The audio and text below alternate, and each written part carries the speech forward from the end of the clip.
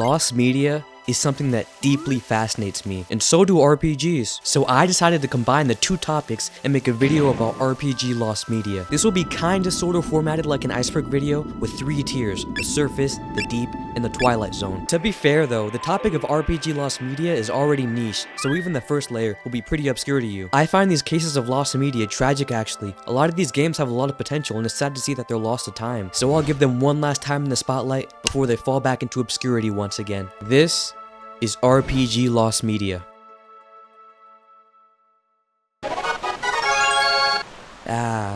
The surface.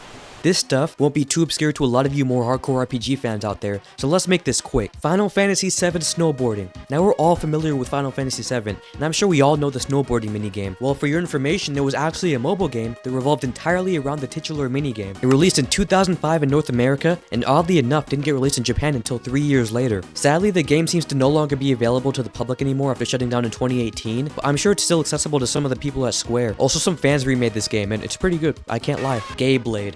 Trust me, the game is just as ridiculous as the name sounds. Luckily enough, this piece of lost media was actually found, so we get to see it in its full glory. In fact, it was never truly lost to an extent, just that nobody was looking for it because nobody really remembered it existed. The game released in 1992 on Windows and Mac and marketed itself as the first LGBT game, which even for the time was a highly debatable claim. In the game, you fight enemies such as rednecks and homophobic yuppies. I'm just quoting the game here. The game was actually accused of pushing the quote, homosexual agenda, but despite all this controversy, the game would be forgotten for over 2 decades. Despite the fact that the game allegedly sold thousands of copies, the original build of the game was essentially lost, as the creator Ryan Best lost the files. The developer says the main reason why he created the game was to help him cope with the homophobia he experienced growing up in the American Midwest. The game was only really found due to the efforts of Professor Adrian Shaw, founder of LGBTQ Games Archive. The game was discovered to exist in 2018 and was actually fully uploaded in 2019 when Best finally found the original game files and got the help of a museum in Germany to help him make it playable. The game can now be found on archive.net.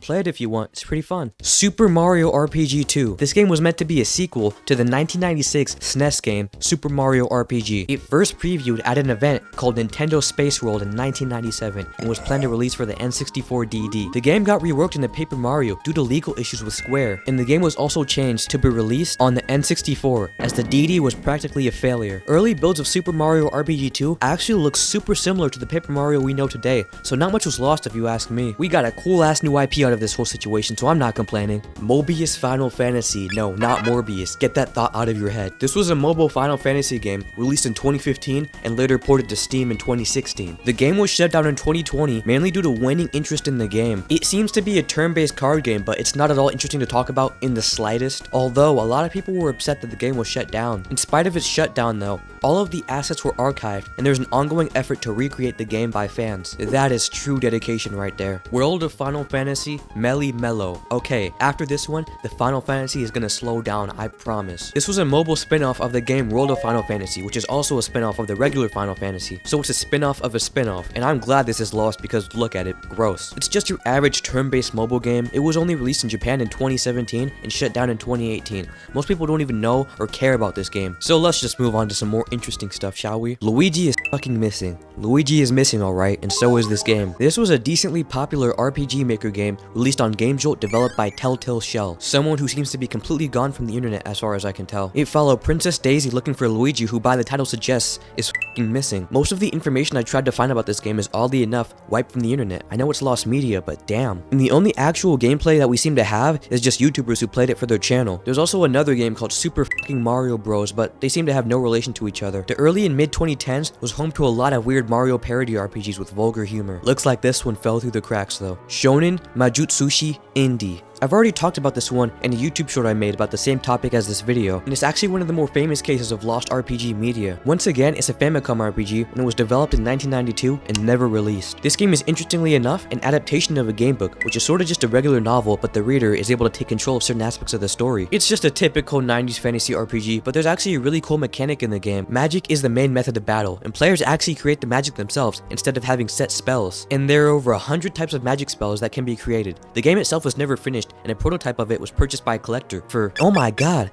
for $10,191 US. There's also this weird low quality promo of it that exists, and it gives me the heebie-jeebies for some reason. Star Ocean Blue Sphere Mobile. I'll make this quick since I did talk about it in a previous video. This was a mobile remake of a Game Boy Color RPG called Star Ocean Blue Sphere, released in 2001. This version released in 2009 and was basically a rework of the original game. Weirdly enough, the game was never actually archived despite being up for such a long period of time. Unlike the other mobile games on this list, which despite not being playable anymore, aspects of them are still archived, this game, almost nothing was saved after 9 years of being out.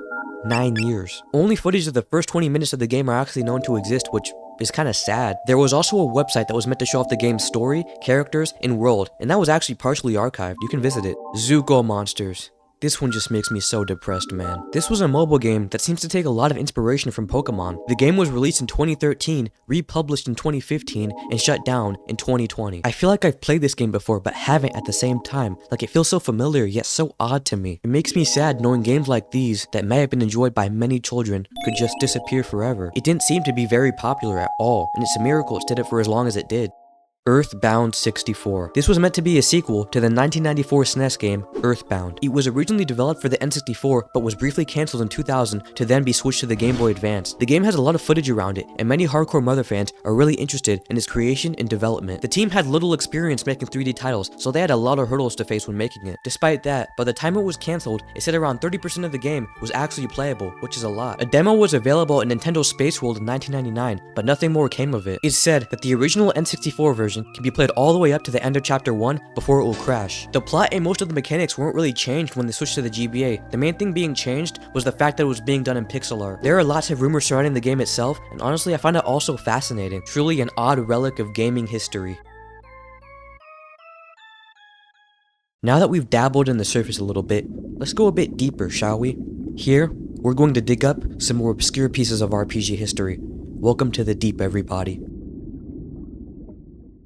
Earthbound Sequel. Now don't get this confused with the Earthbound 64 thing I mentioned earlier, because that's completely different. The game was simply pitched as a sequel to Earthbound, taking place in 80s America with a unique craft aesthetic. The idea didn't get picked up, and the public didn't even know it existed until 2019, when former Square developer Yasuyuki Han detailed the event in a tweet and shared 2 pieces of concept art relating to the idea. The tweet implies there's more than just the 2 images, but for now, it stays in the hands of Nintendo. Ni no Kuni Hotroit Stories. This game was a mobile spin-off for the RPG Ni no Kuni Wrath of the White Witch. This mobile spin-off takes a lot of inspiration from the Mother series, as you can see by these side-by-side screenshots. I can admit, I'm not a huge fan of mobile RPGs, but this certainly does look interesting, especially considering the fact I really love Ni no Kuni. The game released in 2010 and only had 1 chapter before getting canned. The game was actually released exclusively to the FOMA 903i. I don't know if that's how you say it, but I don't care. It's a really old, specific type of Japanese phone for your information. The phone was also home to a few Professor Layton games, which were also lost. It's all so freaking confusing, man. Dungeon Horoki. This was a roguelike set to release on the Famicom in 1988. It was supposedly going to be the very first roguelike on the system, but was postponed until early 1989, then postponed once again to mid-1989, only to be abruptly cancelled. The game features a poor man joining a religion named the Mandrake after they promise him riches for following their faith. He is then told to show his devotion to their beliefs, he must enter a dungeon and not return until he finds something called the Sephiroth tree. This game looks really freaking weird and oddly enough creeps me out in a way. Despite that, I love the art style, and I think it had a lot of potential if I'm being really honest. It was also featured as a commercial in this weird as hell Japanese program that just shows off upcoming games. There seems to be a lot of promotional material for the game in general, which also has a very odd aesthetic. I can't lie though and say I don't love it. Keroppi no Maho no Kuni Densetsu. I probably butchered that. What a damn mouthful right there. This was a cancelled 1993 Famicom RPG surrounding the Sanrio character Keroppi, this frog looking dude. The game was obviously very easy since it's targeted to a younger audience, and apparently Keroppi's only method of attack was magic, which is odd. The main reason the game was cancelled was most likely due to the fact that the Super Famicom absolutely obliterated the Famicom market, and making games for the system wasn't profitable anymore. The game would fade into obscurity until in 2017, a Twitter user confirmed that a prototype of the game does in fact exist. Kinda sad the game was cancelled, but it looks nice. Kyouryuu Densetsu. I probably also butchered that. Oh hell yeah, an RPG with dinosaurs? Sign me up. Wait, I forgot this is a Lost Media video.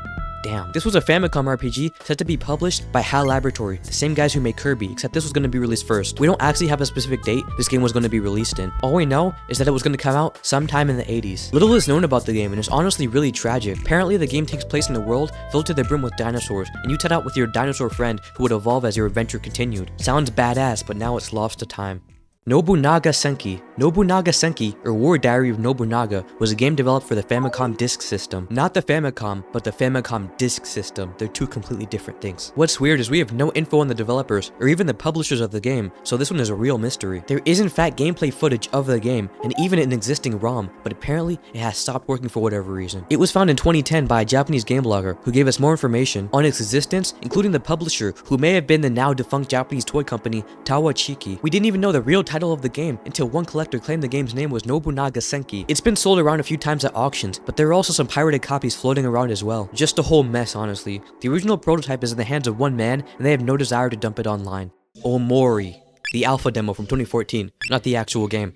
Obviously. We all know Omori. It's seen as an indie game success story, and in 2014, a Kickstarter for the game launched and raised over $200,000. With this success, the team decided to put out a demo for fans to play themselves. The game would only be available to the public twice during 2 events where the game would be showcased. The game is only lost to the general public, but the dev team still has access to it. The aesthetic of this game looks considerably different from how the game looks today, using pixel art for enemies and such. The UI was also slightly different, and things just look more colorful in general. Apparently, you were also able to choose your gender in this demo, which you can't do now. Nothing too crazy is here, it's just an early build of Omori, what can I say? Most games change over time like this, and honestly, it seems like they had a pretty consistent vision from the beginning. Final Fantasy, all the Bravest. This game is pretty well documented, but also not playable anymore. It was a mobile Final Fantasy game that is notorious for its pay-to-win aspects and brain-dead gameplay. This game hasn't been relevant for over a decade, but surprisingly enough, it's really well archived, so I'm not complaining. It released in 2013 and shut down in 2023, but the game was pretty much dead after 2014. It also got sort of replaced by Final Fantasy Record Keeper, which released in 2014. It's just a better version of this game, honestly, and it's also still up, so you can play it if you want. Amusing Dream. This one is super interesting, and it makes me sad due to the lost potential. This one was set to release in fall 1993 on the Super Famicom. We don't know much about the plot, but some advertisements can sort of give us an idea of what's going on. From what I can decipher, it follows a girl being sucked into her dream video game world. I have no idea. All I had to go off was this quote right here. Nobody knows how far in development the game was, but it's obvious some work was done to it. The game was pushed back multiple times before disappearing off the face of the earth, and all we have left are these few promos and screenshots of the game. Mcdonald Slime Ship Battle DX. This was a downloadable DS game released with McDonald's to support the upcoming game Slime Mori Mori Dragon Quest 3, which was a spin-off of the Dragon Quest series where you play as the iconic slime enemy. For anyone unfamiliar with Slime Mori Mori Dragon Quest 3, the main reason for that is because it never released in the West, but it is the 3rd game in the popular Rocket Slime series, which many of you know about already. It was downloadable through a Japan-only service called Mac on DS, and it could only be found on Japanese McDonald's through Nintendo Zone. They did promotional stuff for other Dragon Quest games as well, which are also lost, like this Dragon Quest 7 promo game, which actually has some footage of it, but this one, as far as I can tell, has no footage whatsoever, so I don't even know what it looks like. I think at this point, you guys are getting tired of the deep, so let's delve into the Twilight Zone. Things are gonna get obscure.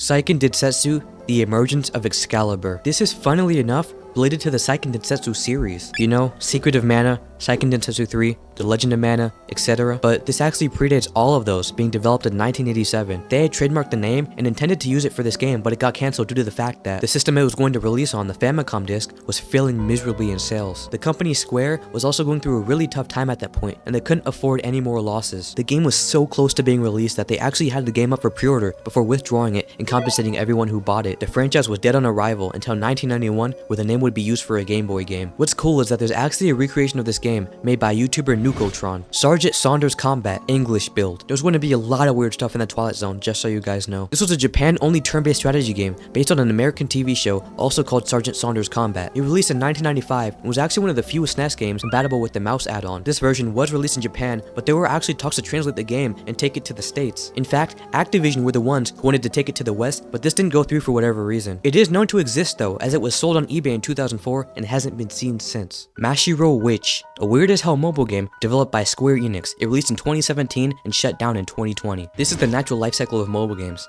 They release, stay for a few years, shut down, and basically become lost because companies don't care about game preservation. The game was criticized for being too luck-based, having a lame story, and overall being bland, but some were upset when it eventually shut down. The original files of the game are lost, and nobody's gonna play it ever again, maybe Probably. I have no idea, man. I've just heard about this game today. Monika's Castle. This game actually has a lot surrounding it, and I think it all looks really awesome. This was a 3D action RPG set to release on the Sega Saturn in 1998. It has a pretty generic story. A nice and peaceful kingdom is threatened by a mean and evil witch who burns everything and slaughters the king. Okay, yeah, that's actually kind of dark. Monsters infest the castle, and the heiress to the kingdom, Monika, vows to get her kingdom back 10 years after the incident. The game was fully voice acted, had animated cutscenes, used a mix of 3D environments with sprites, and just looked visually beautiful. And the promos are super high effort for it too. It's such a shame that the game was never finished. The game mainly takes place in this dungeon though, so I think it would kind of get boring after a while. Stuff like this makes me sad. There's so much potential here, and many people dedicated so much to make this a reality, only for it to be forgotten. A trial version of the game was actually in possession of a manager of a retro game store, and they posted footage of the game on Twitter. In 2022,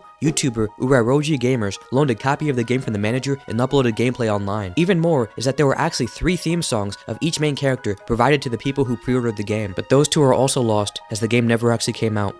So sad, man. As you can see, it was pretty far into development, so I don't know what happened. I really don't. It's a mystery. Pokemon Pink version. This one isn't even fully confirmed. We do know that it was a planned entry and was actually conceptualized, but we don't know how far in the development process it was, or if it was even developed at all. Although we do know it was meant to serve as a brother title to Pokemon Yellow. The existence of this idea wouldn't be known until 2020, when it was part of a huge Pokemon Giga League taking place mainly on 4chan. Many speculate the idea of this game was to appeal to a female market and have you play as a girl, which would have been the first time you could do that in a Pokemon game. All of this is speculation though. Besides the concept and the piece of evidence we have in Pokemon Yellow source code, we have nothing else to show for it.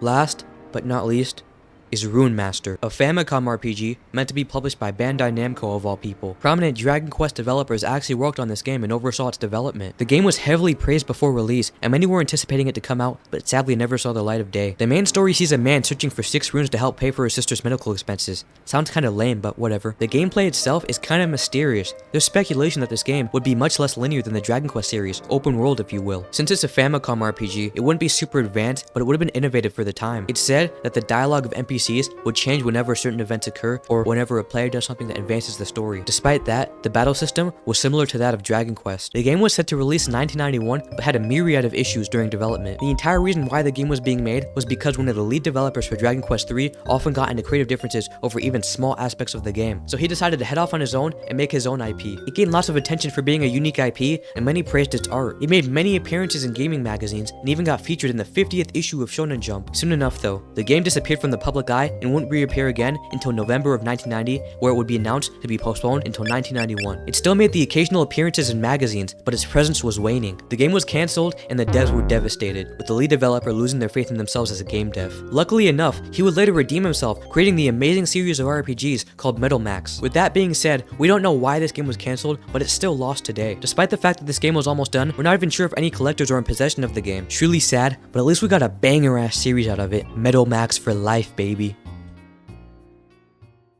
That was absolutely insane. I hope I enlightened you and educated you on the RPGs of old. Anyway, I'm tired and sad now. Peace out.